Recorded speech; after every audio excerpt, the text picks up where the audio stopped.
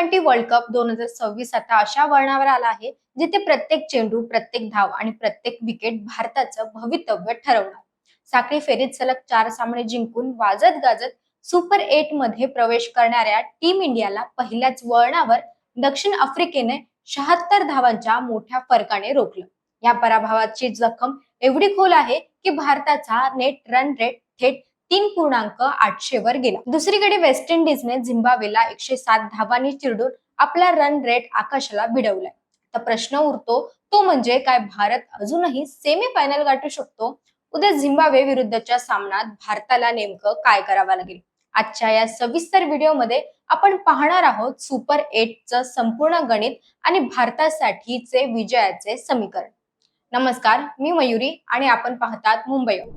दक्षिण आफ्रिकेविरुद्धच्या 76 धावांच्या पराभवामुळे भारताचं जे नुकसान झालंय ते भरून काढण्यासाठी केवळ विजय पुरेसा नाही. भारताला आता मॅसिव्ह विजय मिळवावा लागेल. उद्याच्या सामन्यात भारताला आपला नेट रन रेट सुधारण्यासाठी 2 प्रमुख स्थितींचा विचार करावा लागेल. भारताने प्रथम फलंदाजी करत 180 ते 200 धावांचा डोंगर उभा केला तर झिम्बाब्वेला किमान 80 पेक्षा जास्त धावांच्या फरकाने हरवावे लागेल. जर भारताने झिम्बाब्वेला 100 धावांच्या आत रोखलं तरच भारताचा रन रेट शून्यावरून पॉझिटिव्ह जाण्यास सुरुवात होईल. हे समीकरण जितकं जास्त फरकाचं असेल तितका भारताला फायदा होईल. जर झिम्बाब्वेने प्रथम फलंदाजी करत 150 धावा केल्या तर भारताला हे लक्ष्य केवळ 15 किंवा 16 ओव्हर्स मध्ये पूर्ण करून चालणार नाही. भारताला आपला रन रेट झपाट्याने वर नेण्यासाठी हे लक्ष्य 10 ते 12 ओव्हर्स मध्येच पार पाडावं लागेल. जितक्या लवकर भारत सामना संपवेल तितकाच गुण तालिकेत वर जाण्याचे चान्सेस वाढतील.